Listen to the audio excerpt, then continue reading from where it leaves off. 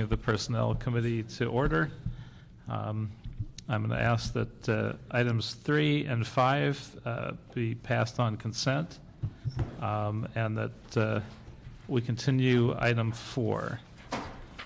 So the first item we're going to hear is item number 1. And just for the record, we want to note, receive and file the report on number 5.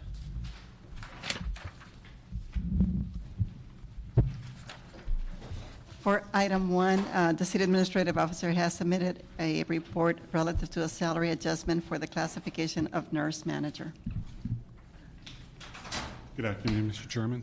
Good Earl afternoon. Griffin, Office of the City Administrative Officer. And this is a existing classification, and we reviewed the salary after a request as a result of our efforts to recruit have been unsuccessful. And in looking at comparative salaries from other agencies, we do lag behind. Our position is rather unique in that it has occupational nurse responsibilities as well as correctional nurse responsibilities and oversees those two areas. And so consequently, the recommended salary is a result of our evaluation of comparable positions. And if you have any questions regarding it, either I can answer or the department is also here if you wish. Just a short one for either you or your department. I know there's a disparity, but this is quite a jump in salary range. I wonder if you could explain the differences in compensation between other similarly situated cities and ours. Certainly. The position... And I'll note the presence of Councilmember Zine joining us. These comparable positions actually have one of the two functions that our department actually serves both.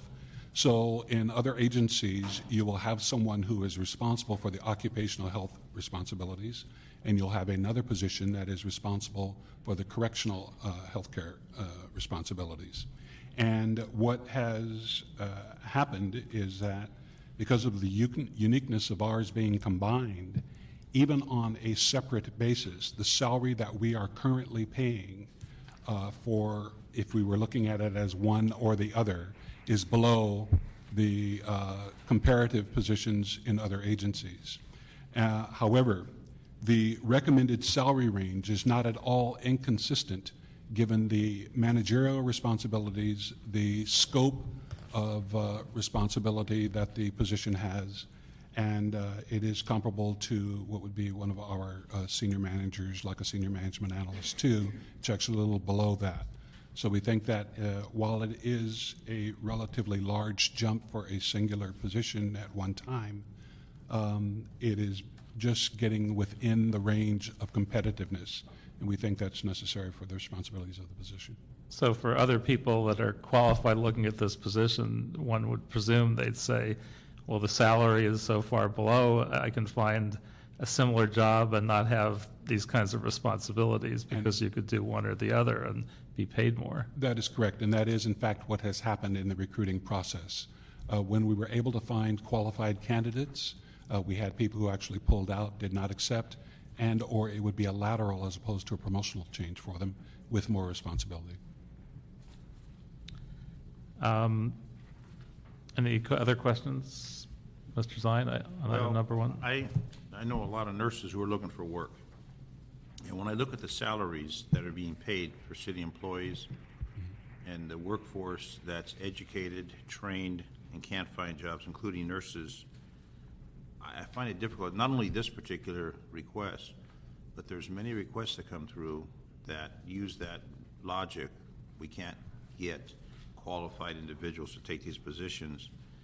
And when you go out in the real world outside this ivory tower of City Hall, the real world exists where people are educated, qualified, can't find work. So I find it interesting that a salary of $78,228 or $73,038 to $90,000 in this market, which is not getting any better economically, it has to get up to this new level.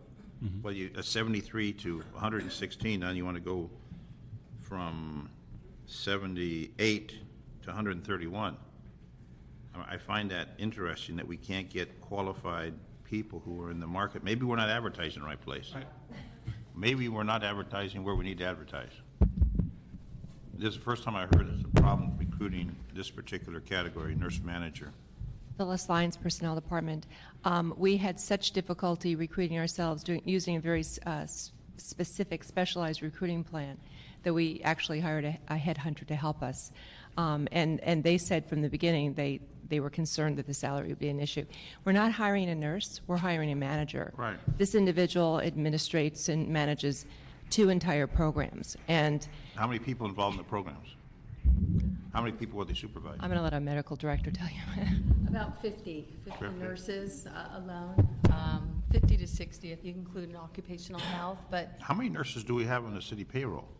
I right thought we cut now- back on those. correctional care, we have 24 full-time, and then right now we have 20 per diem for correctional care alone, and then in occupational health, we have 2. And then did we get rid of nurse practitioner? Do we still have those? Yes. Yes. And what about doctors? What And happened? we have 2 doctors in the jails, physician ones, and we have 3 physician ones in occupational health. Because we were going to phase out the doctors and except have one and then have the nurse practitioners. That was brought up. Right, and we haven't hired any new physicians. You know, we've had some that retire and we haven't replaced them. And where do we go for a recruitment pool for this particular category? Do we go to Kaiser? Do we go to SC? Do we go to UCLA? Do All we go? over, we've hit the universities, we've gone to nurse recruitment agencies, we've put advertisements out, and I think because both areas are very unique, occupational health and correctional care and the 24/7, that I think a staff nurse can make about the same salary that's here, and they can do 3 12-hour shifts and then go home, as opposed to being on call and dealing with in-custody deaths or issues that happen in the jails, which can happen in any hour. And what does LA County pay for this position? We have that there. Because they run It pays jails. 82 to 120,000, and that just is for the jails. That doesn't include occupational health. 82 to 120. So they start higher and their ceiling's lower. How many, go ahead. And that was a salary from 2010. And then what about the other surrounding Orange County where they have these large jail capacity facilities? Well, we don't have an Orange County comparison. We have San Bernardino County, which was at that time from 78,000 to 100,000. And that was just clinical operations. We have, in the state of California, it's from 98,000 to 131,000. But there is no other agency that covers both sides of the spectrum of the nurse manager as well as the correctional care facility nurse manager. So I think your point is well taken in terms of, given the employment environment, you would think that you could get better. But I think given the responsibilities that we have and the people that we tried to get, even those that did meet the qualifications, even somewhat marginally, were making as much or more money and would not consider our position. They wouldn't consider it. Because I mean, I know nurses that say that the job market is, it's like they have a great demand for nurses, and they got a whole bunch of nurses that are looking for work. I mean, as the aging population, I mean, look at you and me. Yeah, well, we've had a huge nursing shortage for years. Phyllis, don't laugh. I'm wondering, that's actually a good question, though. Statistically, is there actually difficulty for nurses to get work these New days? nurses, absolutely. You know, it's really hard for them, for people to take a chance on new nurses. I think nurses now, I think this is part of the recruiting problem as well, that because of the economy, nurses are staying put. Historically, nurses like to job hop. You know, I don't like it here, I can go get a job tomorrow in another hospital, and they did. But people are staying put now because they feel safe, they don't want to lose their seniority, they don't want to lose their pay. And I think that's been a little bit of a battle for us as well. You know, people are comfortable, especially at this level. If somebody's in a management level in another facility, they want to stay there, they're comfortable, they don't want to maybe rock the boat and start something new. Something that we're not able to offer that is very prevalent in the nursing careers are the schedules, where there are a number of opportunities to only work 3 days a week, 12 hours a day, but it's still 3 days a week and they have a lot of time off. There are a lot of nurses who actually have a particular assignment, for example, with a hospital, and then work registry as additional days. And Or more money, more money. Yes, yes. And so that makes it even, you know, it's sort of like, well, what do I want to go to the city and be a manager for? And work at a minimum of 5 days with a long shift, having responsibility for other people. And that seems to have been our challenge in the recruiting process. And what was the firm you used to do the outreach? And Arthur, not Arthur Anderson. Ralph Anderson. Ralph Anderson. Associates. Yeah. And they're specialists in this category? They actually hired someone who was a specialist in medical recruitment to work with them. And we were impressed with that individual. So how many qualified do you have? I think in the end, we've been referred how many? Probably 3, a total of 3 that were really qualified. And then once they saw the salary, they said, you know, I really liked it. They toured the facilities. We met with them, but they said, you know what, I can't take a cut in pay. So, And we have the 3 facilities with medical now? yes, For the yeah. city? We have MDC, 77th, and Van Nuys. Okay.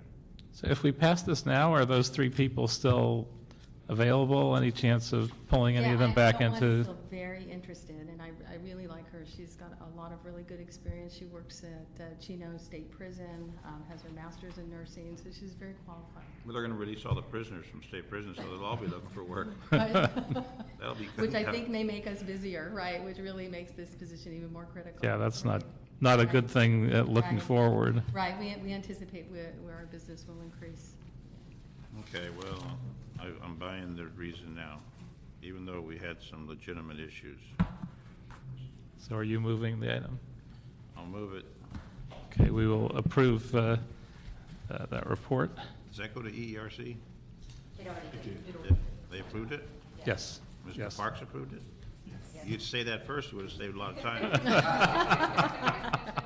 Thank you. Second penny pitcher next to me. Thank you, members. Thank you. Thank you. Thank you.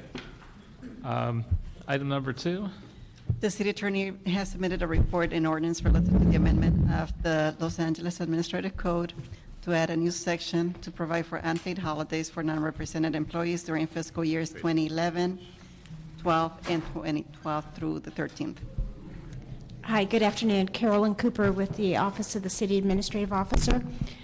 This is a follow-up to a recommendation that the council approved on June 29th as part of the cost-saving measures for non-represented employees. And there was an instruction to come back with an ordinance to provide the 32 hours of unpaid time for the 2 fiscal years. And it's 16 hours for half-time and 32 hours for full-time employees. Would that be council staff? Yes, that'll include, if they're non-represented, yes. The non, Council Yeah. staff not represented, No, it'll include council staff. yes. but it's unpaid. I'm sorry? It's unpaid. So Ms. Gibson could take another vacation. At no pay.